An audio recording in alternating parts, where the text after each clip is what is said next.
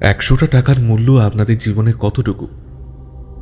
তবে এই 100 টাকাই অন্য কারোর জীবনে অনেক ভয়ানক পরিণতি এনে দিতে পারে, তা কি আপনার জানা আছে?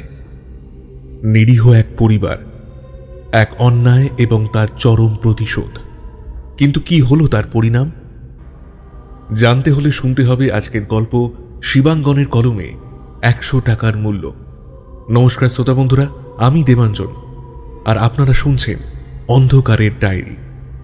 হাড় হিম করা ভূতের গল্পের সমাহার নিয়ে আমরা হাজির হয়েছি আপনাদের কাছে। একেবারেই নতুন চ্যানেল আমাদের, তাই আপনাদের কাছে অনুরোধ, দয়া করে চ্যানেলটি সাবস্ক্রাইব করে দেবেন। কথা দিচ্ছি, নিরাশ হবেন না। আজ আমাদের প্রথম নিবেদন শিবাঙ্গনের কলমে 100 টাকার মূল্য। গল্পটির সত্য অন্ধকারের ডায়েরির কাছে সংরক্ষিত আছে।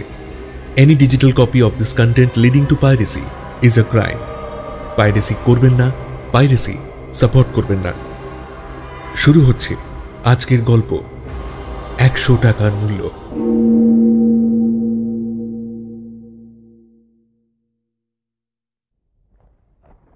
প্রতিদিন সন্ধে হলেই পাড়ার মোড়ের মাথায় চায়ের দোকানে একটা জটলা দেখা যায়। সেখানে কে নেই? কলেজ পড়ুয়া বছর কুড়ির ছোকরা যুবকও যেমন আছে, তেমনি ষাটোর্ধ্ব প্রবীণও আছেন।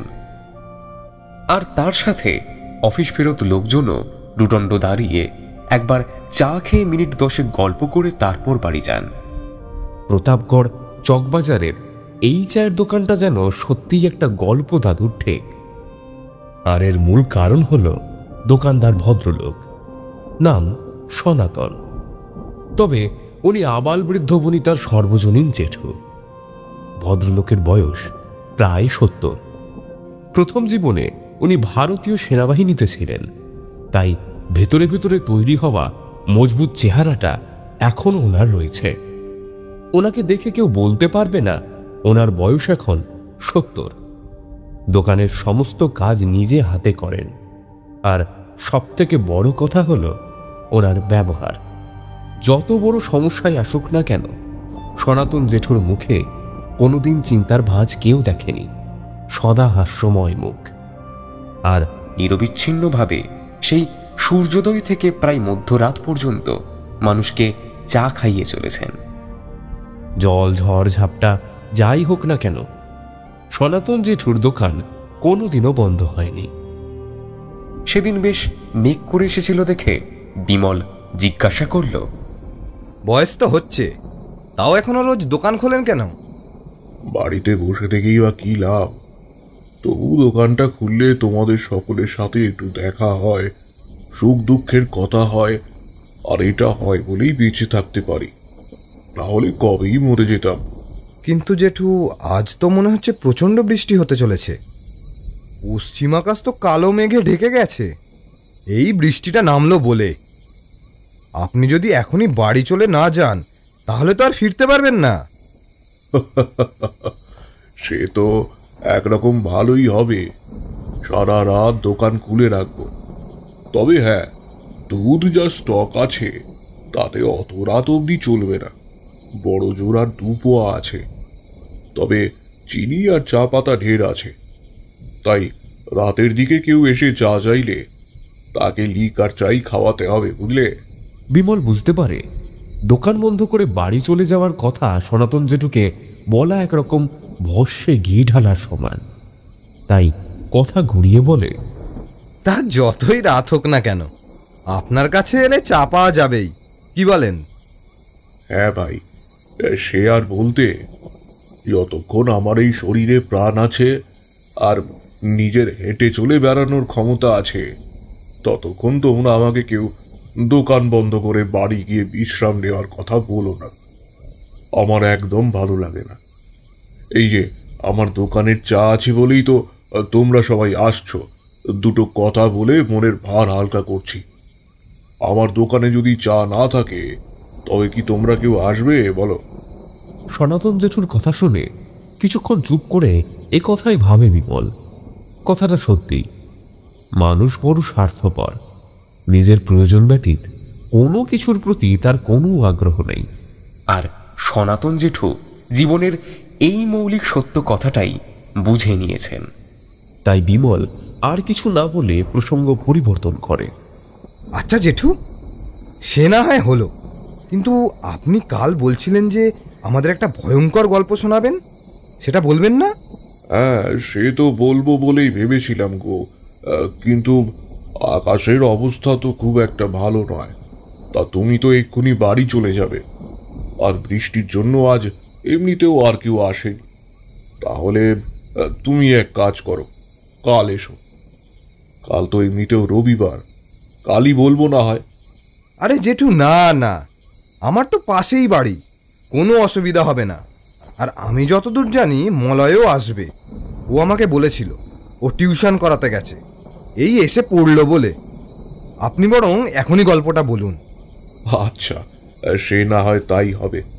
আগে মলয় আসুক, আমি তোমাদের আজই বলছি আমার জীবনে ঘটা সেই দুর্ধর্ষ অভিজ্ঞতার কথা। তবে বাপু, অন্য সব গল্পের মতো আমি আগেই বলে রাখছি, আমার গল্প শুনতে শুনতে আবার ভয় পেয়ে যাবে না তো? তাহলে বাপু আগেই বলো। হ্যাঁ, কি যে বলেন জেঠু, আমরা নাকি ভয় পেয়ে যাব? এরকম আবার হয় নাকি? ও মা, ভয় পাবে না কেন? ভয়ের গল্পে ভয় পাওয়াটাই তো স্বাভাবিক। আমি আমার যুবক বেলায় সেই ঘটনায় যথেষ্ট ভয় পেয়ে গেছিলাম। দেখো বাবু, আমার সত্যি কথা স্বীকার করতে কোনো লজ্জা নেই। বলেন কি, আপনার মতো ডাকাবুকো মানুষও ভয় পেয়ে গেছিলেন? এ আবার কেমন কথা? দেখো ভাই, এ কথা সত্যি যে তখন আমার শরীরে অসুরের মতো বল। তাছাড়া আমাদের এমন কঠিন প্রশিক্ষণ দেয়া হতো যে আমরা একা অন্তত ৬-৭ জন শত্রুকে ঘায়েল করে ফেলতে পারতাম। কিন্তু এক্ষেত্রে তো লড়াইটা মানুষের সঙ্গে ছিল না, ছিল এমন একজনের সাথে যার সাথে গায়ের জোরে লড়াই করার কোনো সুযোগই ছিল না। তাই সেই মুহূর্তে নিজেকে বেশ অসহায় মনে হচ্ছিল, আর সেই অসহায়তাটাই ক্রমে রূপ নেয় ভয়ে। আমি সেই কথাই বলছি। না মানে, তাহলে সেক্ষেত্রে আপনার শত্রু কে ছিল? সে বা তারা কি রক্তমাংসের মানুষ, নাকি অন্য কিছু? মলয় এসে সাইকেলটা স্ট্যান্ড করতে করতে শুনতে পায় ওদের কথা, আর সেই কারণেই বলে ওঠে, কি সনাতন জেঠু, আজ কিসের গল্প বলছো? তবে আজ তোমার দোকান এত ফাঁকা কেন গো? লোকজন নেই? অন্যদিন তো এই সময় লোকজন ভর্তি থাকে। আকাশের অবস্থাটা দেখেছিস? দেখলে তো নিজেই বুঝতে পারতিস যে কেন কেউ আসেনি। এক্ষুনি ঝমঝমিয়ে বৃষ্টি নামলো বলে বিদ্যুৎ চমকাচ্ছে দেখ। সনাতন জেঠু তো ভাবছিলেন তুই হয়তো আসবিই না। তারপর আমিই বললাম, তুই বলেছিলিস যে টিউশন শেষ করে ফেরার সময় একবার অন্তত তুই আসবি। কি আর করবো বল, সনাতন জেঠুর বানানো চা গলায় না পড়লে শরীরের ম্যাজ ম্যাজে ভাবটা কাটতে চায় না। তা জেঠু, দাও দেখি বেশ কড়া করে 2 কাপ চা। হ্যাঁ, এই তো চা বিস্কুট সব রেডি, তোমরা বসো, আমি দিচ্ছি। জেঠু, এবার তো মলয় এসে গেছে, এবার আপনি শুরু করুন গল্পটা। হ্যাঁ, এই যে তোমাদের চাও রেডি, লম্বা একটা করে চুমুক দাও। আমি তোমাদের সেই গল্পটা বলা শুরু করছি। তবে অনেক পুরনো দিনের কথা তো, তখন এই দোকান মূলত বাবাই সামলাতেন। আমি তখন সবে সেনাবাহিনী থেকে বাড়ি ফিরেছি। সেই সময় কলকাতায় একটা ব্যাংকে সিকিউরিটি গার্ডের চাকরির সুযোগ পেয়েছিলাম। আমার বাবা রাজি হননি আমি সেই চাকরিটা করি।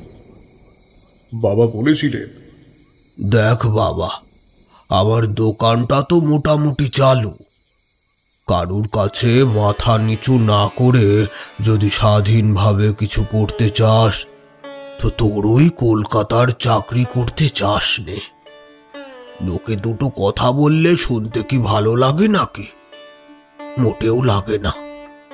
তাছাড়া আমারও তো বয়স হচ্ছে, আরো বুড়ো হয়ে গেলে দোকানটাকে সামলাবে বল?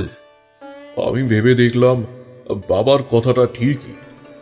নিজের বাবার যখন একটা চালু ব্যবসা রয়েছে, তখন সাধ করে অন্যের দাসত্ব করতে যাওয়ার কোনো মানেই হয় না। তাই কলকাতা সেই ব্যাংকে চিঠি লিখে জানিয়ে দিলাম আমি সেখানে চাকরি করতে ইচ্ছুক নই, আর এসে জুড়ে গেলাম এই দোকানে। সব থেকে বড় কথা হলো, আমাকে সেই সিদ্ধান্ত নিতে দেখে বাবা বেশ খুশি হলেন। আমি ওনাকে মাকে বলতেও শুনেছি। বুঝলে গিন্নি, ছেলেটা একেবারে ঠিক সিদ্ধান্তই নিয়েছে। সেনাবাহিনীতে কাজ করে আসা ছেলে আমার, কারোর গোলামি করা এত সহজে মেনে নিতে পারে নাকি? যাই হোক, বুঝলে, সেই শুরু। তারপর থেকে এই এতগুলো বছর কেটে গেল, আমি এই দোকানে রয়ে গেছি। তবে প্রথম দিকে ব্যবসার কাজগুলো বুঝতাম না। কাকে কত টাকা বাকিতে দেওয়া হয়েছে, কে কবে কত টাকা রেজকি দিয়েছে, আমি সেসব কিছুই মনে রাখতে পারতাম না। তাই আমি বেশিটা কায়িক পরিশ্রমের কাজগুলোই সামলাতাম, আর বাবাও বেশিটা ক্যাশ বাক্সেই থাকতেন। তবে আমি যে কদিন ক্যাশ বাক্সে বসেছিলাম, সে কদিন খেয়াল করে দেখেছিলাম বাক্সের একেবারে ভিতরে একটা চোর কুঠুরিতে পুরনো একটা 100 টাকার নোট ভাঁজ করা রাখা ছিল। বাবার কড়া নির্দেশ ছিল ওই টাকাটা যেন কোনোভাবেই আমি কখনো হাত না দিই। আর বাবাকেও দেখেছিলাম ওই টাকাটা উনি কোনোদিন খরচা করতে চাননি। কেন? ওই টাকাটা কি বিশেষ কিছু ছিল? জানি না ভায়া, তবে বাবার অজান্তে আমি সেই নোটটা হাতে নিয়ে দেখিনি তা নয়। বাবা দোকানে না থাকলে আমি 2-1 বার সেই টাকাটা হাতে নিয়ে দেখেছিলাম।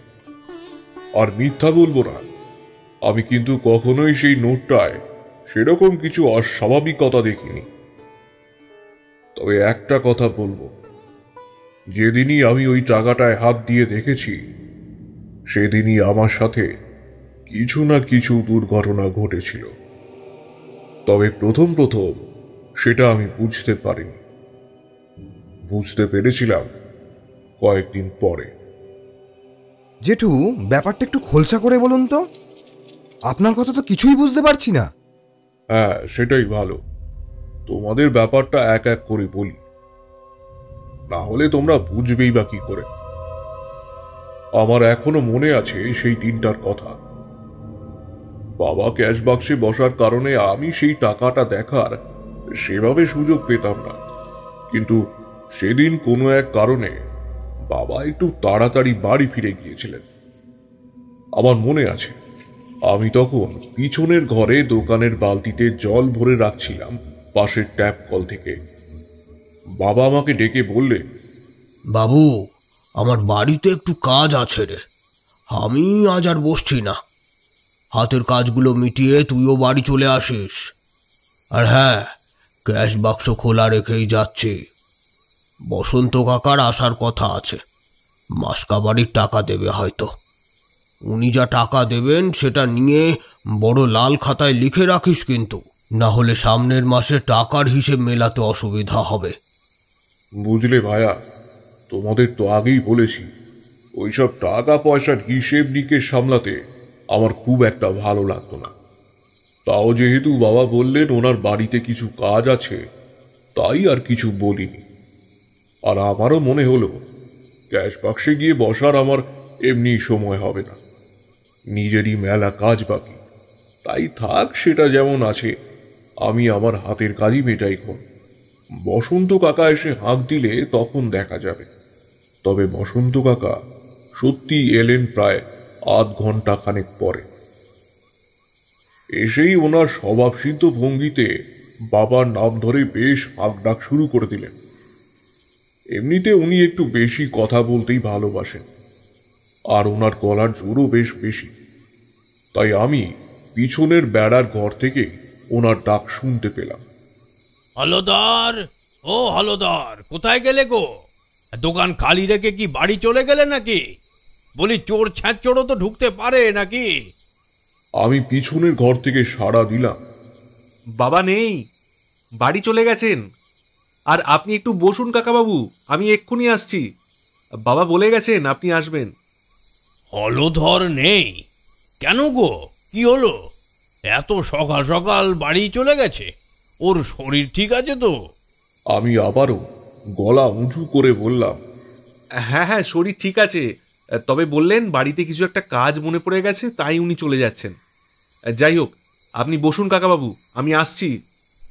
বেশ বেশ বাবা, আমি অপেক্ষা করছি। তুমি তোমার হাতের কাজ মিটিয়ে নাও, তবে একটু তাড়াতাড়ি করো, কেমন? আমি আমার কাজের বেগ একটু বাড়ালাম। হাজার হোক, একজন বাবার বয়সী বুড়ো লোককে বেশিক্ষণ অপেক্ষা করানোটা ঠিক নয়। আর আমার হাতের কাজ এমনিতেই শেষ হয়েই এসেছিল। কাঁধের গামছায় হাত মুছতে মুছতে আমি বের হয়ে এলাম সামনের ঘরে। আমি নিশ্চিত ছিলাম এসে দেখব বসন্ত কাকা ওনার সদা হাস্যময় মুখে আমাকে আমারই বাবার দোকানে অভ্যর্থনা জানানোর জন্য অপেক্ষা করে থাকবেন। কিন্তু বাইরের এই ঘরটায় বেরিয়ে এসে আমি চমকে উঠি। সেখানে তো বসন্ত কাকা নেই। এই এক মুহূর্ত আগেও কথা হলো, অথচ এখন দস্তুর মতো মানুষটা সেখানে নেই। হতেও তো পারে যে আপনার আসতে দেরি হচ্ছে দেখে উনি হয়তো আশেপাশের কোথাও গেছিলেন, তাই আপনি ওনাকে দেখতে পাননি। না ভায়া, সে সম্ভাবনা প্রায় নেই। বসন্ত কাকা মানুষটা এমনিতে দিলদরিয়া মানুষ হলেও শারীরিকভাবে খুব একটা সক্ষম ছিলেন না। তীব্র বাতের প্রকোপে ওনার হাঁটা চলার ক্ষমতা অনেকটাই কমে এসেছিল। তারও পর পূর্ণিমা অমাবস্যা তিথিতে ওনার পায়ের যন্ত্রণা এতটাই বাড়ত যে প্রায় বিছানা থেকে উঠতেও পারতেন না। ফলে সেই মানুষ এক লহমায় আমার চোখের আড়ালে চলে যাবেন, এটা মেনে নেওয়া আমার পক্ষে সম্ভব ছিল না। তাহলে আর কি, আমি তখনকার মতো এটাই মনে করে নিই হয়তো সেটা আমারই শোনার ভুল ছিল। বাবা বলেছিলেন বসন্ত কাকা আসবেন, সেটাই মনে ভাবতে ভাবতেই মনে হয়েছে উনি ডাকছেন, আর কিছুই নয়। তবে তখনকার মতো ব্যাপারটা নিজের মনে মনে গুছিয়ে নিলেও একেবারে সংশয় মুক্ত হতে পারিনি। তবে এই সামনের ঘরটায় চলে আসতে আমি এই তক্তপোষটা একটু বসে জিরিয়ে নেব ঠিক করি। গামছা দিয়ে গায়ের ঘাম মুছে চৌকিটাতে একটু বসি। বাবু, ও বাবু, কিছু খাবার হবে গো? আমার ছেলেটার বড্ড খিদে লেগেছে গো। হঠাৎ করে একটা মহিলার কণ্ঠস্বর শুনে আমি সে সময় চমকে উঠেছিলাম একটু। এত রাতে দোকানে কোনো মহিলা ক্রেতা আসতে পারে সেটা আমার ধারণা ছিল না। সাধারণত তখনকার দিনে বাড়ির মেয়ে বউরা এত রাতে ঘরের বাইরে বেরোতো না। আর সেটা মাথায় আসতেই আমি সেই মহিলার উদ্দেশ্যে জিজ্ঞেস করলাম, কে কে ওখানে? আমি জিজ্ঞেস করতে সেই ভদ্র মহিলা দোকানের সামনের মাচার দরমা সরিয়ে ভিতরে ঢুকে আসে। আর আমি সেই প্রথমবারের জন্য মেয়েটিকে চোখের সামনে দেখতে পাই। আর দেখে আমার এটুকু বুঝতে অসুবিধা হয় না যে মেয়েটা এই প্রতাপগড় গ্রামের বাসিন্দা নয়। কোলে বাচ্চাটাও একেবারে রোগা, হাড় ডিগডিগ করছে, যেন কতদিন খায়নি। আর মেয়েটারই যা শরীরের অবস্থা, তাতে তার বুকের দুধ খেয়ে সেই বাচ্চাটার যে পেট ভরবে সেটা তো মনে হয় না। তাও আমি মেয়েটাকে জিজ্ঞেস করলাম, কি নাম তোর? কোন বাড়ির মেয়ে তুই? বাপের নাম কি? আমি তো এই গাঁয়ের লোক নয় গো বাবু, আমার ঘর সেই রতনপুরে। আমি এখানে এসেছিলাম একটা কাজে। রতনপুর? সে তো এখান থেকে অনেক দূর। তা তুই এত দূর রাস্তা এলি কি করে?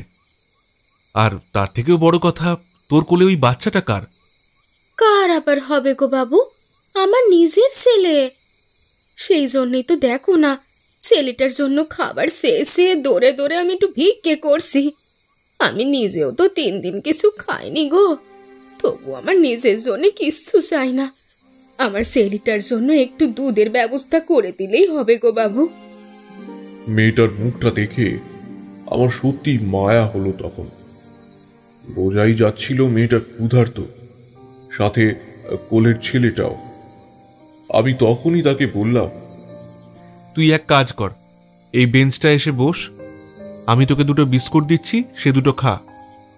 আর উনুনে তো আর আঁচ নেই। আমি জনতা জেলে কালকের জন্য যে দুধ আছে তা থেকে গরম করে দিচ্ছি। গরম গরম দুধ খেলে তোর ছেলের খিদেটা একটু মিটবে। এখন এইটুকু খা, তারপর দেখছি। বাবু, বাবু তুমি সত্যি কইছো? তুমি আমারেও খেতে দিবে? আমার সত্যি বড় খিদে পেয়েছে গো। মেয়েটার সরল মনের কথা শুনে আমার বুকের ভিতরটা যেন মুচড়ে উঠল। সকালবেলা দোকানে আসার আগে দেখেছি আমার ভাইপোকে আমার ভাইয়ের বউ কত সাধ্য সাধনা করেও দুধ খাওয়াতে পারছে না। আর এই বাচ্চাটা প্রায় আমার ভাইপোর সমবয়সী হবে, তীরের জ্বালায় ছটফট করেও কিছু খেতে পাচ্ছে না। যাই হোক, আমি মেয়েটাকে আবারও বললাম, কিরে মেয়ে, তোকে যে বললাম এখানে বেঞ্চে এসে বসতে, এলি না তো? বাবু গো, তোমার দোকানে কোনো কাজ হবে? হঠাৎ মেয়েটি এরকম একটা কথা বলায় আমি চমকে উঠে জিজ্ঞেস করলাম, কেন রে, কাজ কি হবে? ওই যে গো বাবু, তুমি কইলে না আমাকে খেতে দেবে, আমি তার বদলে কাজগুলো করে দিতুম। আমি অবাক হয়ে সেই একরত্তি মেয়েটাকে জিজ্ঞেস করেছিলাম, কেন, তুই আমার দোকানে কাজ করে না দিলে আমি তোকে খেতে দেব না? এতটা অমানুষ মনে হয় তোর আমাকে? জানিস, আমরা যখন অরুণাচল প্রদেশে ছিলাম তখন ওখানকার একটা গ্রামে আমরা কদিন আত্মগোপন করেছিলাম চীনের সৈন্যদের গতিবিধি বোঝার জন্য। আর সেটা করতে করতে ওই গ্রামটার সাথে আমাদের এত ভালো একটা সম্পর্ক তৈরি হয়ে যায় যে যুদ্ধ মিটে যাওয়ার পরেও আমরা ওই গ্রামে যেতাম। ওটা তো এমনিতে খুব গরিব গ্রাম, তাই ওদের দরকারি জিনিসপত্র, খাবার দাবার, ওষুধপত্র দিয়ে আসতাম। কিন্তু কই, তাদের তো কোনোদিনও তার বদলে আমাদের হয়ে কিছু করে দিতে বলিনি। তুমি কত ভালো মানুষ গো বাবু। আমি হেসে ওই মেয়েটার হাতে একটা কাগজের ঠোঁয়া করে 4টে লেরো বিস্কুট খেতে দিলাম। আর সেটা হাতে ধরে মেয়েটার চোখে যে আনন্দের ঝলক আমি দেখেছিলাম সে আমার আজও মনে আছে। জানি যতদিন বেঁচে থাকব ওই দৃশ্য আমি ভুলতে পারবো না। আর তারপর আমি একটা তিজেল হাঁড়িতে কালকের জন্য রাখা দুধ থেকে খানিকটা দুধ ঢেলে নিয়ে জনতা জ্বালতে যাব, ঠিক সেই সময় মেয়েটা বলে উঠল, দুধটা গরম করার কোনো দরকার নেই গো বাবু, আমার ছেলেটা একেবারে গরম দুধ খেতে পারে না, তুমি এমনি দাও। দুধটা সেই সন্ধেবেলা জাল দিয়েছিলাম, তাই ভেবেছিলাম ওকে একটু গরম করে দেব। কিন্তু মেয়েটা যখন নিজেই সেটা করতে বারণ করলো তখন আর আমার কিছু করার নেই।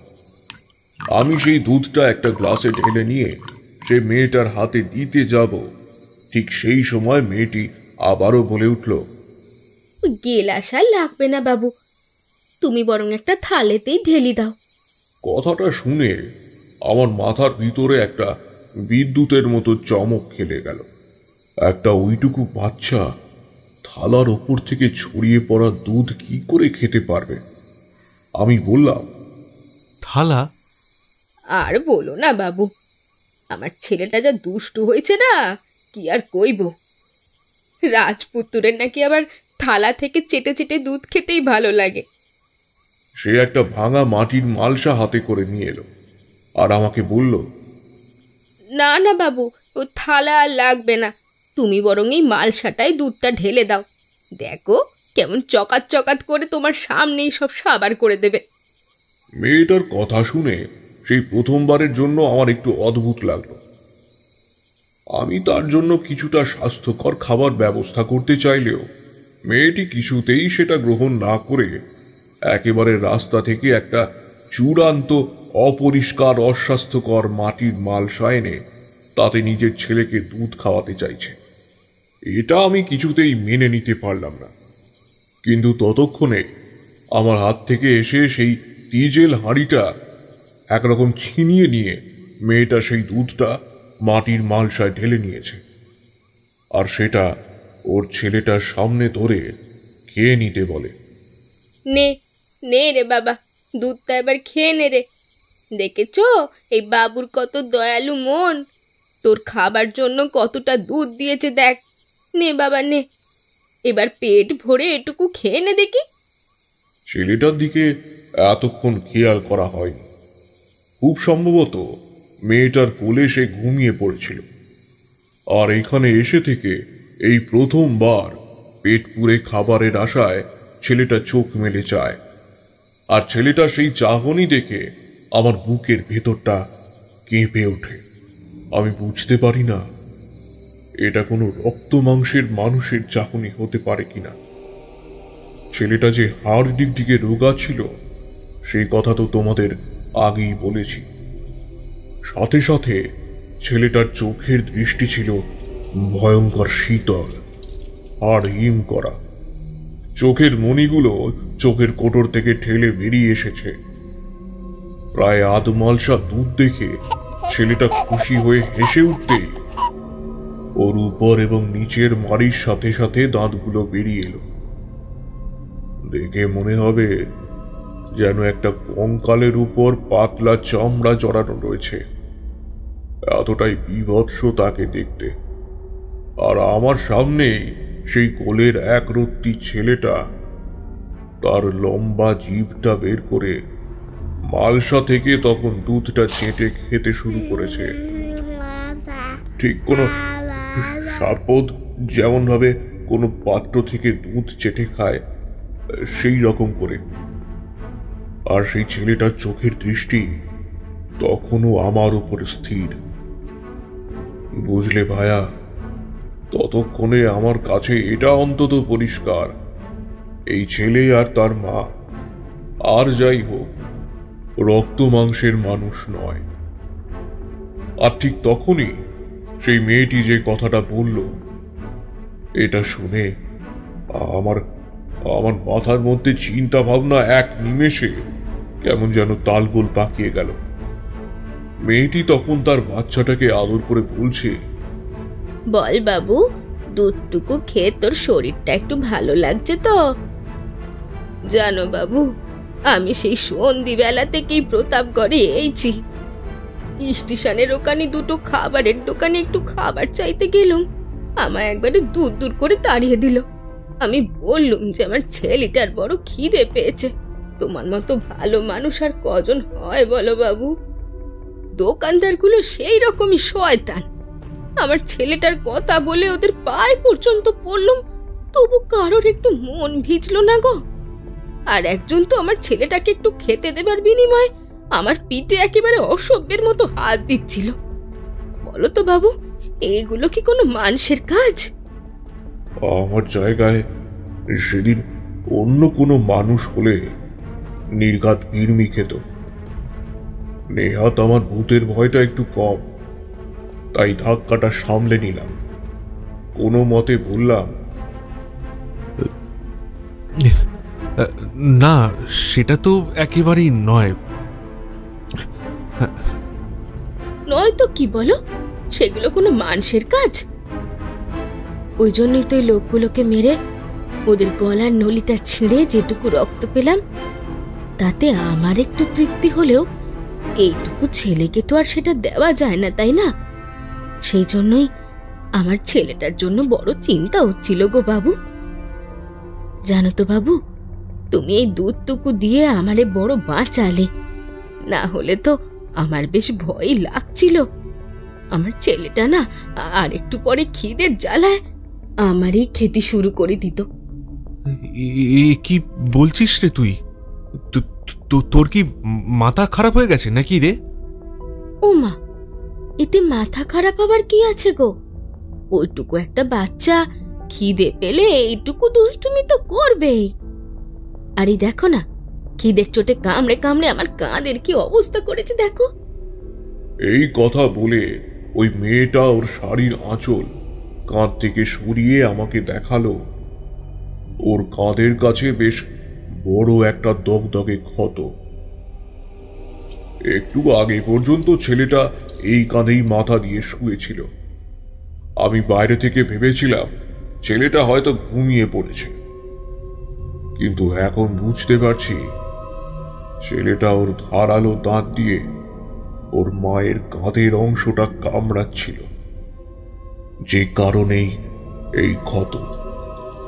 তবে অন্য কেউ হলে এই ক্ষতর কারণে তার যে কষ্ট হওয়ার কথা, মেয়েটির চোখে মুখে তার এক বিন্দুও ছাপ দেখতে পেলাম না।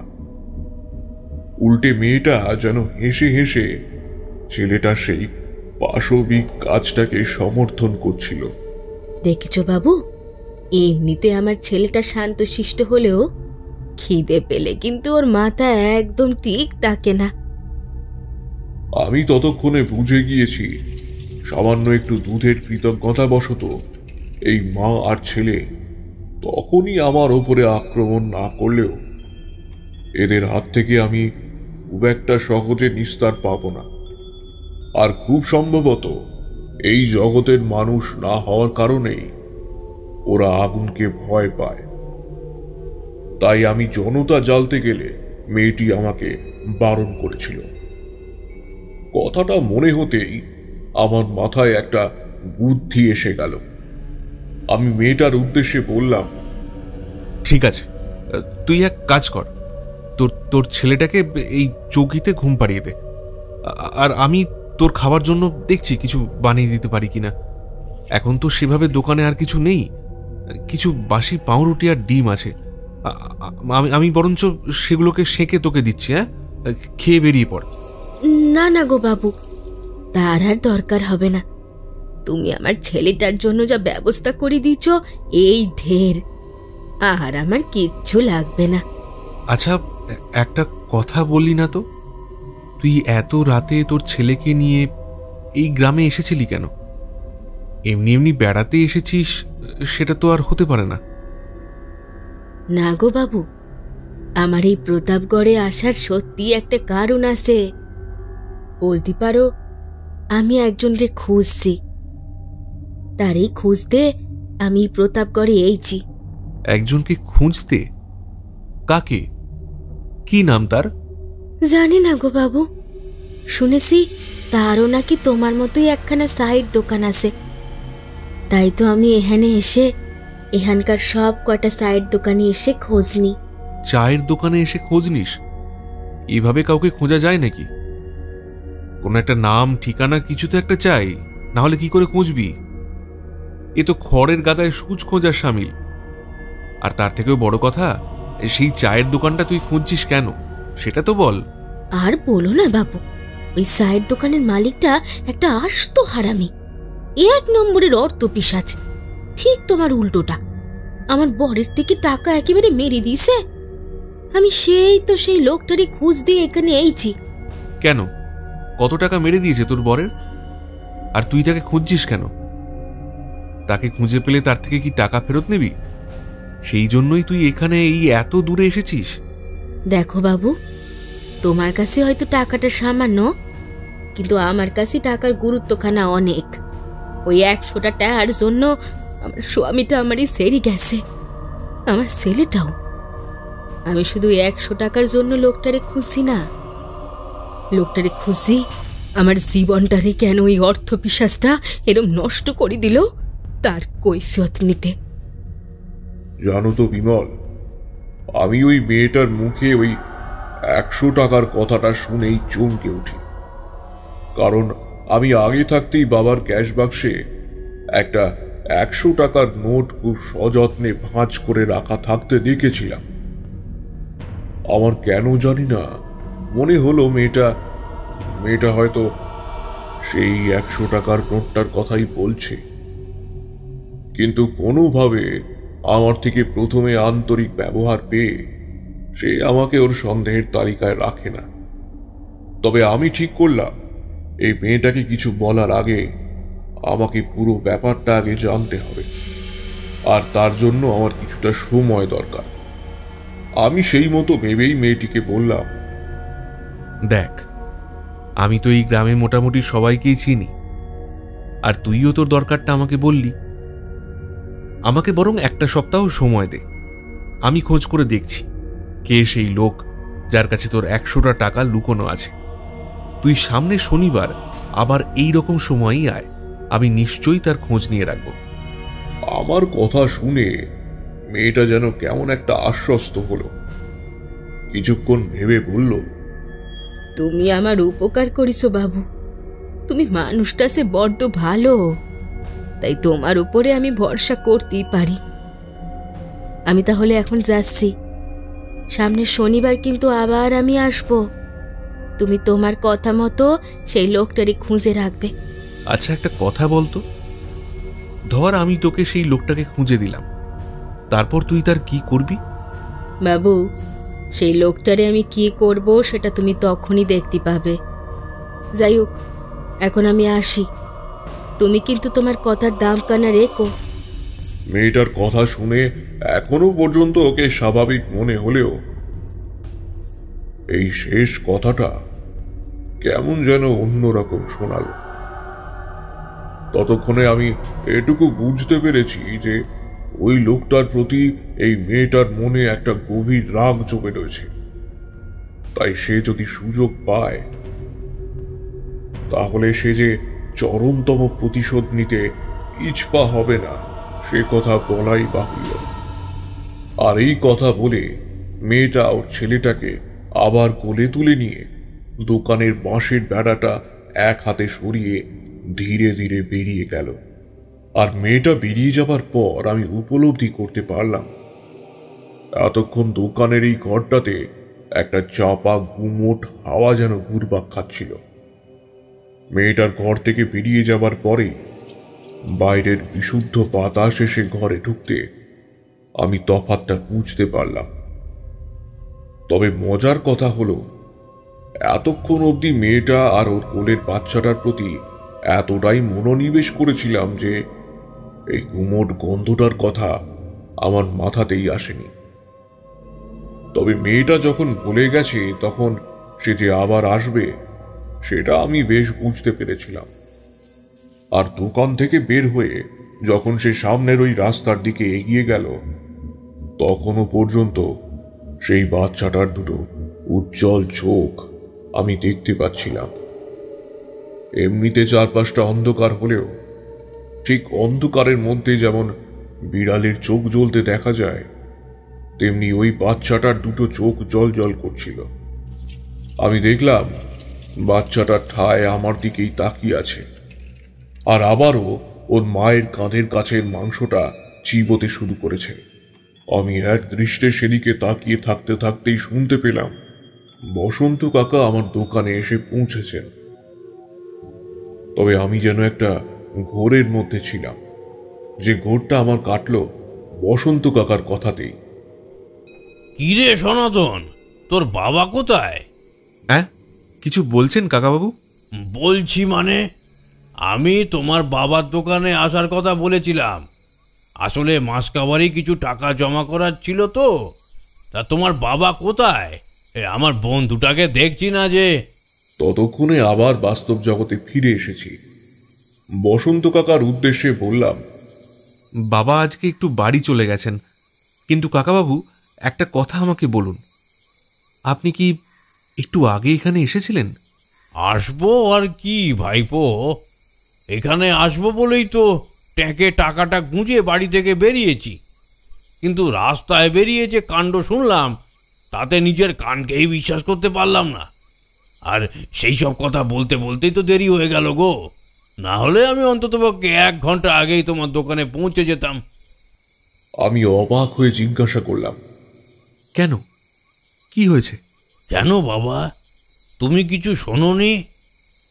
আমি তো ভাবলাম এখানে মেলা লোকের যাতায়াত, তুমি নিশ্চয়ই আগে ভাগে শুনেছ। না কাকাবাবু, আসলে আমি তো ওই পিছনের ঘরে ছিলাম। কালকে সকালবেলা দোকানের রান্নার সব কাজগুলো এগিয়ে রাখছিলাম।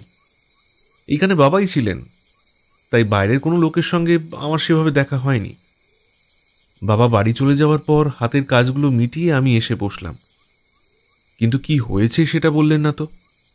আর বাবা বলো না, ওপারের পশ্চিম পাড়ার মুখে ময়রাদের দোকানের পাশে যে চায়ের দোকানটা আছে না, বলাই বলে একটা লোক দোকান চালায়, তাকে নাকি কে নির্মমভাবে খুন করেছে। কি পৈশাচিক ব্যাপার, তা তুমি নিজে না দেখলে বিশ্বাস করতে পারবে না। মানুষ যে এত নির্মম হতে পারে তা তুমি বলাইয়ের দেহটা না দেখলে বুঝতেই পারবে না। লোকটাকে মেরে গলার নলি ছিঁড়ে দিয়েছে, একেবারে রক্তারক্তি কাণ্ড।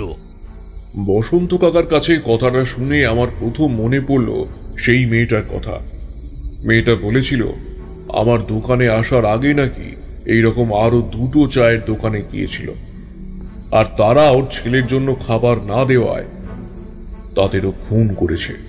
আর এই বলাই নিশ্চয়ই সেই দুটো খুনেরই একটা। কিন্তু মেয়েটার কথা যদি সত্যি হতে হয় তাহলে আরেকজনকেও খুন হতে হয়। তাই কৌতূহল নিয়ে আবারও বসন্ত কাকাকে জিজ্ঞাসা করলাম, আচ্ছা কাকাবাবু, এরকম ঘটনা গ্রামে এর আগে কখনো ঘটেছে? কোনোদিনও তো শুনিনি বাপু। দেখো, শ্মশানের ধারে রাস্তায় গেলে কেউ কেউ যে শাকচুন্নির দেখা পায়নি সেরকমটা নয়।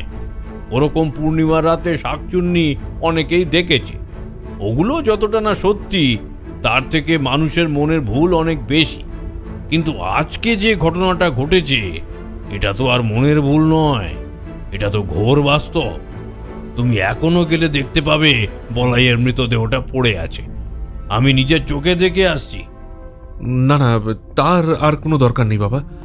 দেখুন কাকাবাবু, ভূতে আমি খুব একটা ভয় পাই না, কিন্তু তাই বলে এসব ব্যাপার নিয়ে অবজ্ঞা তাচ্ছিল্য করার কোনো ইচ্ছা আমার নেই। আচ্ছা কাকাবাবু, আপনি তো বাবার অনেক পুরনো দিনের বন্ধু, তাই না? তোমার বাবা হলধর আর আমার জন্মের ভিতর মাস তিনেকের পার্থক্য।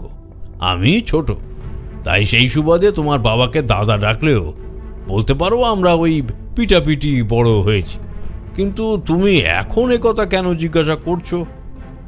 আমি ভেবে দেখলাম প্রথমেই যদি কাকাবাবুকে ওই মেয়েটার কথা বলি তাহলে উনি হয়তো ভয় পেয়ে যাবেন। তাই সেভাবে কিছু না বলে একটু ঘুরিয়ে ব্যাপারটার উপস্থাপনা করলাম। বললাম, আচ্ছা কাকাবাবু, আপনি কখনো শুনেছেন আমাদের দোকানে কোনো একজন লোক কখনো এসেছিল যে নাকি বাবার থেকে 100টা টাকা পায়? আমার কথাটা শুনে কাকাবাবুর মুখটা হঠাৎ করে কেমন যেন ফ্যাকাশে হয়ে গেল। আর আমি ওনার ভাবভঙ্গির পরিবর্তন দেখেই বুঝতে পারলাম এই 100 টাকার ব্যাপারে উনি কিছু না কিছু জানেন। তাই আবারও চেপে ধরলাম, আপনি জানেন এরকম কিছু? বাবা, আমার পায়ের ব্যথাটা বড় বেড়েছে, বুকটাও কেমন যেন ধড়ফড় করছে। আমি তোমার এই বেঞ্চিটা একটু বসছি, কেমন? হ্যাঁ হ্যাঁ, নিশ্চয়ই, আপনি এখানে বসুন। আপনার কি শরীর খারাপ করছে? একটু জল দেব, খাবেন? না বাবা, থাক, সেসব কিছু লাগবে না। কিন্তু তুমি আগে বলো তো, তুমি হঠাৎ করে ওই 100 টাকার কথা কেন জিজ্ঞাসা করছো? না না, এমনি, আসলে মনে হয় বাবাকে কখনো বলতে শুনেছি। আর তাছাড়া ক্যাশ বাক্সের ভেতরে দেখেছি একটা 100 টাকার নতুন নোট ভাঁজ করে রাখা আছে। সেটা দেখেই কৌতূহলবশত আপনাকে জিজ্ঞাসা করলাম, যদি আপনি কিছু জানেন। তোমার বাবার ক্যাশ বাক্সে রাখা ওই 100 টাকায় তুমি হাত দাওনি তো? কখনো ওই টাকা ছুঁয়েও দেখবে না। ওই টাকা অভিশপ্ত। অভিশপ্ত? কেন? এরকম কেন বলছেন? দেখো বাবা, ওই টাকার ইতিহাস জানি শুধু আমি আর তোমার বাবা। তার কারণ যেদিন সেই ভয়ঙ্কর কাণ্ডটা ঘটেছিল সেদিন আমি তোমার বাবার সাথে ওই দোকানেই বসেছিলাম। আমি সব কিছু আমার চোখের সামনে ঘটতে দেখেছি। কি ঘটতে দেখেছেন? আমাকে দয়া করে সে কথা বলুন। না না না না না, তোমার সে কথা জানার দরকার নেই। তোমার বাবা আর আমি যখন মরে যাব তখন আমাদের সাথে সাথে সেই ইতিহাসও মুছে যাবে। এ কথা জানার কারো দরকার নেই, কারণ নয়। কাকাবাবু, আপনি হয়তো জানেন না ওই টাকার আসল মালিক টাকাটার খোঁজে এসেছিল। আর আমার অনুমান যদি খুব ভুল না হয় তাহলে এই বলাইকেও সেই মেরেছে। আর এটাও জেনে রাখুন, শুধু সেই বলাই নয়, আজ সন্ধ্যা থেকে সে মোট 2টো খুন করেছে, যার একটা বলাই আর একটা অন্য কেউ। নিশ্চয়ই কাল সকালে জানা যাবে। কি বলছো তুমি বাবা? হ্যাঁ, সে ফিরে এসেছে? কিন্তু এ যে অসম্ভব। অসম্ভব কোনো কিছুই নয় কাকাবাবু। আমি তার থেকে 1 সপ্তাহের সময় নিয়েছি। 1 সপ্তাহ পরে সে আবার ফিরে আসবে। তাই আপনার কাছে আমার অনুরোধ, আমাকে আপনি গোটা ব্যাপারটা বলুন। আমার কথা শুনে বসন্ত কাকা কিছুক্ষণ থ হয়ে বসে রইলেন। আমি বেশ দেখতে পাচ্ছিলাম ওনার হাত পাগুলো থরথর করে কাঁপছে। তারপর একটা ঘুঁটি করে বেশ খানিকটা জল খেয়ে বসন্ত কাকা আমাকে বলতে শুরু করলেন, বুঝলে সনাতন, সেদিনটা ছিল একটা ঝড় জলের দুর্যোগপূর্ণ রাত। সন্ধ্যা থেকে এই তুমুল ঝড় বৃষ্টি হওয়ার পর রাতের দিকে ঝড় যখন একটু কমেছে, দোকানে সেরকম কোনো খদ্দের পাতি না থাকলেও আমি আর তোমার বাবা বসে গল্প করছিলাম। তুমি তো জানোই তোমার বাবার স্বভাব, বাড়িতে থাকার থেকে হলদর দোকানে থাকতেই বেশি পছন্দ করত। তাই খদ্দের থাক বা না থাক, ও দোকানেই থাকতো, আর আমিও এসে ওর সাথে গল্প জুড়ে দিতাম। সেই করে তখন প্রায় রাত 9:30 হবে। দূরের রাস্তা দিয়ে একটা বড় লরি আসতে দেখতে পেলাম। এত দূর থেকে লরির হেডলাইটের আলোটা ওই সামনের বিমানদের কোল্ড স্টোরেজের গায়ে এসে পড়ছিল। এমনিতে এই পথে গাড়ি ঘোড়া খুব একটা যেত না, যেটুকু যেত সবটাই নদী থেকে বালি কেটে নিয়ে যাওয়ার গাড়ি। সামনের বড় রাস্তার মোড়ে গাড়িটা এসে পৌঁছানোর পর তার হর্নের শব্দ শুনতে পেলাম। বুঝলাম এই গাড়িটা কোনো কারণে সেখানে গিয়ে দাঁড়িয়ে পড়েছে, একদম রাস্তার উপর। গাড়ি থেকে কয়েকটা লোকের হট্টগোল করার শব্দ শুনতে পেলাম। এরকম ঘটনা এখানে মাঝে মধ্যেই ঘটত। গাড়ি তার ক্ষমতার তুলনায় অনেক বেশি ওজনের ভিজে বালি তুলে নিয়ে যেতে গেলে মাঝে মাঝেই তার কলকবজা বিকল হয়ে পড়ত, আর সেক্ষেত্রে উপায় ছিল মাত্র একটাই। পরদিন সকাল হলে গাড়ির লোকেরা গিয়ে মিস্ত্রি ধরে নিয়ে এসে গাড়ি মেরামত করে তারপর আবার রওনা দিত। কিন্তু এতে একটা লাভ ছিল হলধরে। এই লোকগুলো সারা রাত গাড়ির কাছে থাকার কারণে চা, পাউরুটি, এমনকি ডিম সেদ্ধ পর্যন্ত খেয়ে যেত দোকানে। বলতে পারো একরকম এই লোকগুলোর কাছে কিছু বিক্রি বাটার সম্ভাবনা ছিল বলেই হলধর অত রাত অবধি দোকান খুলে রাখত। তো সেদিনও এরকমই ঘটনা ঘটতে আমি আর হলধর সেসব নিয়েই রসিকতা করছিলাম। আর কিছুক্ষণ পরে দোকানের কিছু বিক্রি বাটা হবে ওই লোকগুলো মারফত। এমনিতে তো ঝড় বৃষ্টির জন্য সেরকম লোক আসেনি, এবার যদি হয়। কিন্তু কিছুক্ষণ পরে একটা লোক আমাদের দিকে এগিয়ে এলো। আমরা আমাদের স্বভাবসিদ্ধ ভঙ্গিতে তার দিকে তাকিয়ে বললাম, কি চাই? আগে বাবু, আমার নাম হরিপদ ঘোষ। আমার বাড়ি রতনপুর। হ্যাঁ, তা তোমার বাড়ি রতনপুর নাকি কলকাতা সেটা জেনে আমি কি করব? হ্যাঁ, আমার কাছে কি বলতে এসেছো সেটা বলো দেখি বাপু। বাবু, আপনার দোকানের বাইরে দেখলাম একটা সাইকেল রাখা আছে, ওইটা আজ রাত্রির জন্য আমায় দেবেন বাবু? আসলে আমার ছেলেটার বড় শরীর খারাপ। আমি এখান থেকে কাজ করে যে টাকা পেয়েছি তাই দিয়ে ওর জন্য একটা ওষুধ আর একটু দুধ কিনে নিয়ে যেতে হবে। আর দেখুন না, গাড়িটা রাস্তায় এমন খারাপ হয়ে গেল যে আজ রাতের মধ্যে এ গাড়ি চালানো সম্ভব নয়। কিন্তু আমার রতনপুর যাওয়াটা খুব দরকারি। তাই বাবু, আপনি যদি একটু সাইকেলটা একটু ধার দেন খুব উপকার হয়। আমি কথা দিচ্ছি, কালকে সকালে আবার আমি আপনার সাইকেল ফিরিয়ে দেব। হলধর তখন একটু বিরক্তই হয়েছিল লোকটার উপরে। তার কারণ আমরা যে ভেবেছিলাম লোকটা আমাদের থেকে কিছু জিনিস কিনলে আমাদের কিছু পয়সার আমদানি হবে, এখন দেখা গেল ব্যাপারটা সেরকম নয়। আর তাছাড়া ওই সাইকেলটা হলধরের খুব কাজে লাগতো। সেক্ষেত্রে লোকটা এসে শটান ওই সাইকেলটা চেয়ে বসায় আমরা একটু অবাকই হয়ে গিয়েছিলাম। তোমার বাবা লোকটার মুখের উপর সরাসরি উত্তর দেয়, না না, ওসব সাইকেল টাইকেল দেওয়া যাবে না, ওটা অনেক কাজের জিনিস। সাইকেল না থাকলে সকালে দুধ আনতে যাওয়া যাবে না, তাই ওসব হবে না বাপু।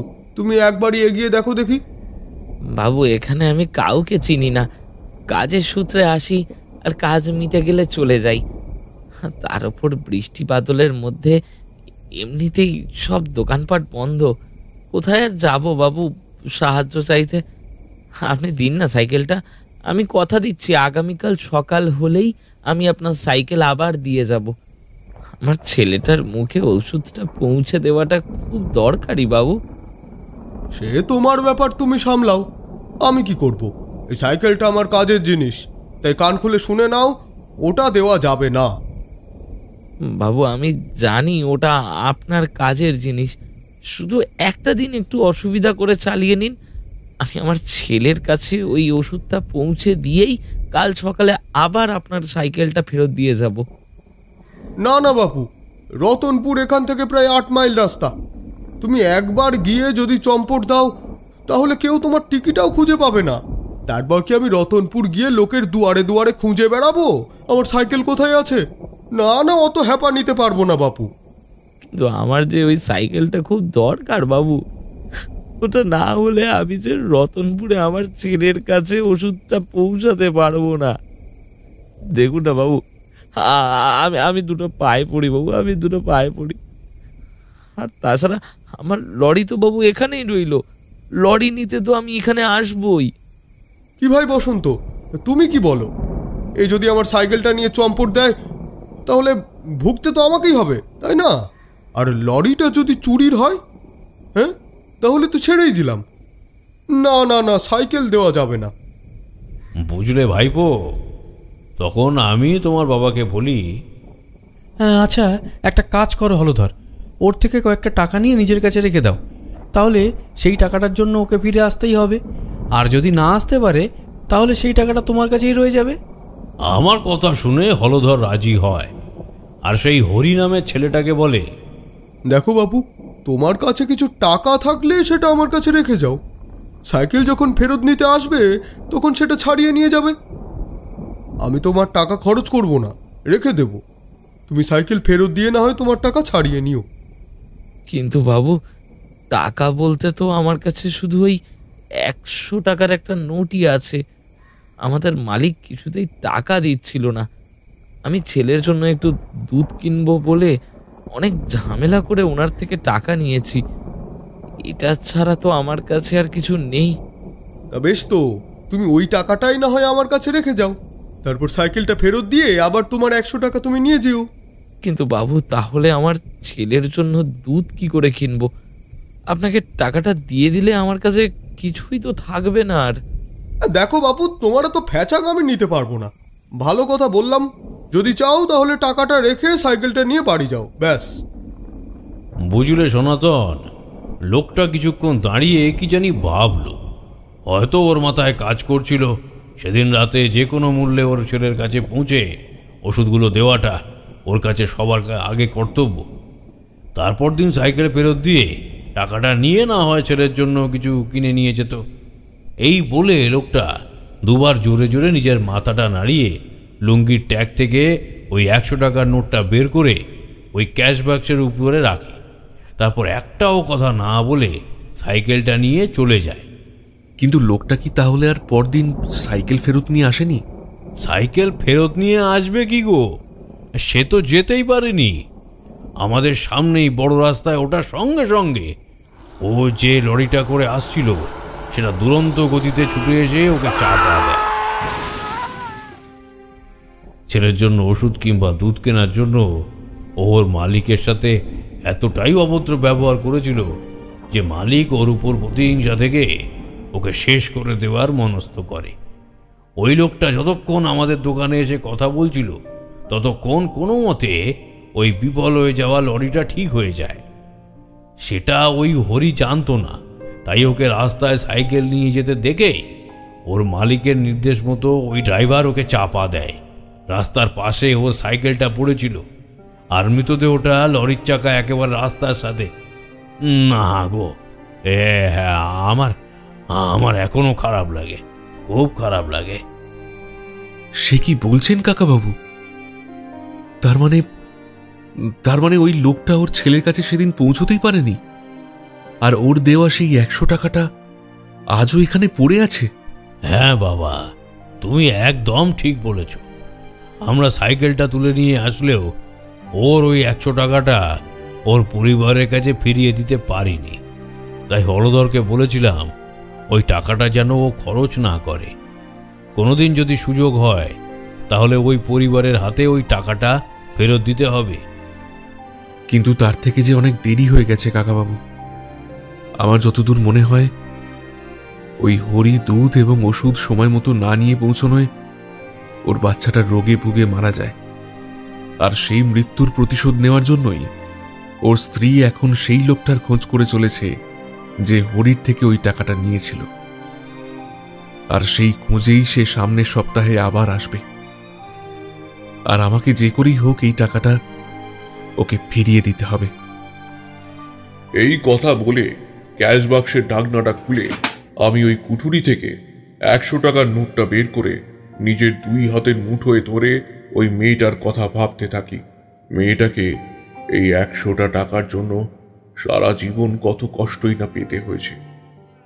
নিজের স্বামীকে হারিয়েছে, নিজের ছেলেকে হারিয়েছে, আর সব থেকে বড় কথা হলো এই মাঝের দিনগুলোয় তাকে কি যার পর নাই খারাপ সময়ের মধ্যে দিয়ে যেতে হয়েছে সে খবর কেউ রাখেনি।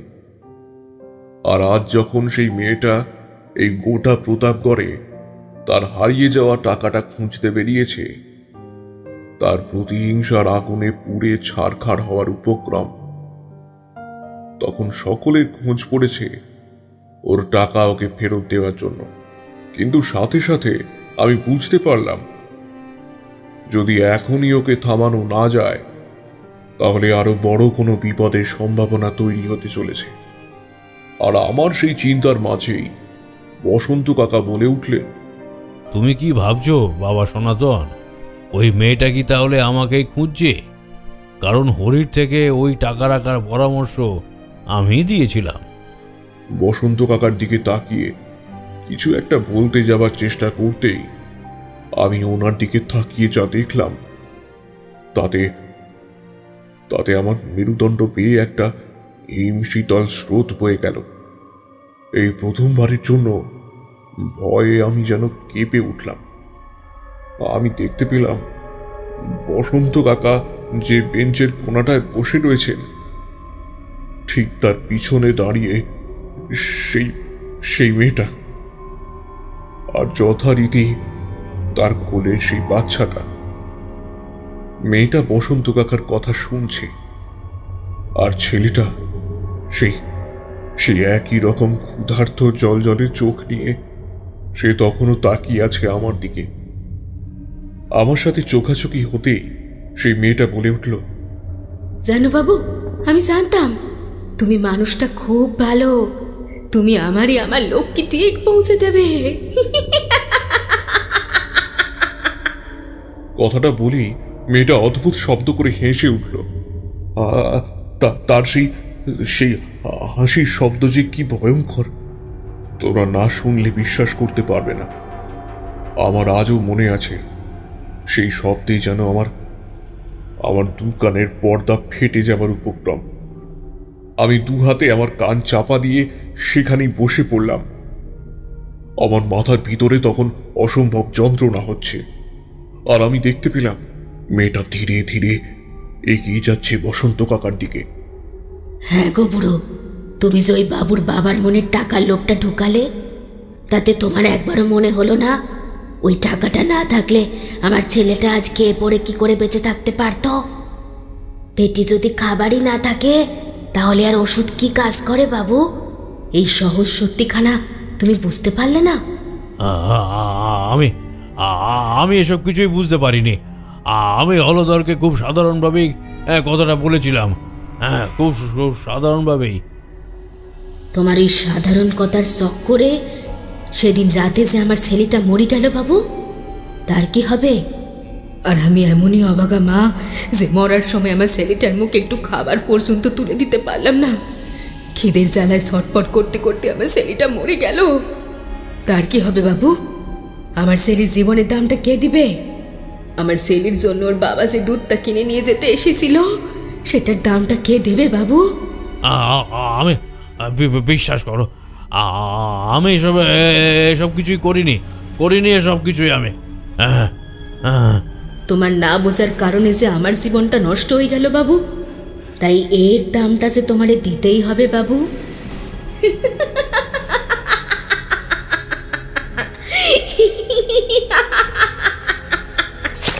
সেই পৈশাচিক হাসি শেষ হবার আগেই ওই মেয়েটা মাটিতে পড়ে থাকা সেই আধভাঙা মালসার টুকরোটা তুলে সরাসরি বসিয়ে দিল বসন্ত কাকার মাথায়।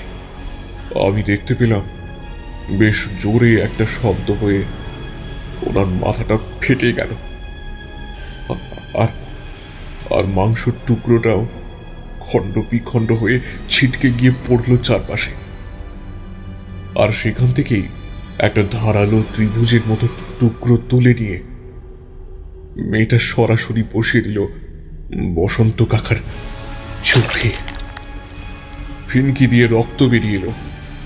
আমি আমি সেটা দেখে চিৎকার করে উঠতে গেলেও পেরে উঠলাম না। আমি বিস্ফারিত চোখে শুধু দেখতে থাকলাম মেয়েটার প্রতিশোধ স্পৃহা। বসন্ত কাকার মাথাটা সেই মালসার টুকরোয় ফাটিয়ে ওই মেয়েটা ওর কোলের ছেলেটাকে ছেড়ে দিল বসন্ত কাকার শরীরটার উপর। যা যা বাবা যা, এই দেখ এই লোকটা, এই সেই লোকটা যার জন্য তোকে সেদিন মরতে হয়েছিল। তোর বাবা তোর জন্য সামান্য একটু খাবারও নিয়ে আসতে পারেনি। খিদের তাড়নায় চিৎকার করে কাঁদতে কাঁদতে তোর প্রাণটা শরীর থেকে বেরিয়ে গেছিল। হ্যাঁ রে বাবা, তোর কি খুব খিদে পেয়েছে? এখন কিছু খাবি? ওই বাবুটা খুব ভালো, ওরে বলবো তোর জন্য আর একটু দুধ এনে দিতে। সেটা শুনে আমার আমার সারা শরীরটা ঝিমঝিম করতে লাগলো। তবে চোখের নিমেষে যেটা ঘটল সেটা দেখার জন্য আমি মানসিকভাবে এতটুকু প্রস্তুত ছিলাম না। ওই বাচ্চাটা বেঞ্চের উপর দিয়ে কোনো মতে ঘষতে ঘষতে বসন্ত কাকার দিকে এগিয়ে গেল। মারাত্মকভাবে জখম হলেও ওনার শরীরে তখনও প্রাণ রয়েছে। আর ওই ছেলেটা ওনার মাথা থেকে গড়িয়ে পড়া রক্ত চেটে চেটে খেতে লাগলো। তারপর নিজের রোগা কঙ্কালের মতো হাত দিয়ে বসন্ত কাকার মাথাটা জোর করে ফাঁক করে মাথার মধ্যে ঘিলুটা খেতে শুরু করলো। সে দৃশ্য যে কতটা ভয়ঙ্কর তা তোমরা আমার মুখের কথা শুনে হয়তো বুঝতে পারবে না, আর আমি হয়তো তোমাদের সেটা বোঝাতেও পারবো না। ঠিক তখনই শেষবারের জন্য একটা প্রকাণ্ড চিৎকার করে ওঠে বসন্ত কাকা। বসন্ত কাকার দেহটা নড়ে উঠে চিরতরে থেমে গিয়েছিল, আর আমার চোখের সামনে সেই ছেলেটা ওর মাথার থেকে গড়িয়ে পড়া ঘিলু চেটে চেটে খেতে লাগলো। ঘটনার কথা বলতে গিয়ে সনাতন জেঠু রীতিমতো উত্তেজিত হয়ে উঠেছেন। একসময় আর্মিতে ওরকম ডাকাবুকো মানুষটাও সেদিন সত্যি সত্যিই প্রচণ্ড ভয় পেয়ে গিয়েছিলেন, আর সেটাই তো স্বাভাবিক। কিন্তু তারপর কি হয়েছিল জিজ্ঞেস করার আগেই সনাতন জেঠু নিজেই বললেন, বুঝলে ভায়া, সেদিনের সেই গোটা ঘটনাটা চাক্ষুষ করার পর আমার বাবার জন্য ভীষণ ভয় হতে শুরু করে। যদি ওই মেয়েটা আবার কোনোদিন ফিরে আসে তার কোলের বাচ্চাটাকে নিয়ে আমার বাবার উপর প্রতিশোধ সম্পূর্ণ করতে, কিন্তু সেরকমটা কিছু হয়নি। মনে হয় মেয়েটা আমার বাবাকে ক্ষমা করে দিয়েছিল। তারপর থেকে আমার বাবা আরো বছর 5 বেঁচে ছিলেন, কিন্তু আর কেউ না জানুক উনি নিজে তো জানতেন। বসন্ত কাকার মতোই সমান দোষের ভাগীদার উনি নিজেও ছিলেন, কিন্তু ওরির সেই 100টা টাকা সেদিন ফেরত পেয়ে যাওয়ায় ওই মেয়েটা আর আসেনি। হয়তো সেই টাকাটা ফেরত পেয়ে সে আর তার ছেলেটাও মুক্তি পেয়ে গিয়েছিল। বিমল আর চোখে মলয়ের দিকে দেখল। বেশ জোরে বৃষ্টি হয়ে গিয়ে তখন বৃষ্টিটা একটু ধরেছে। সনাতন জেঠু কেমন যেন অন্যমনস্ক হয়ে রয়েছেন। বুঝতে বাকি থাকে না উনি সে সময় এখানে থাকলেও মানসিক দিক থেকে হয়তো পৌঁছে গেছেন অতগুলো বছর আগের সেই বৃষ্টি ভেজা রাতে।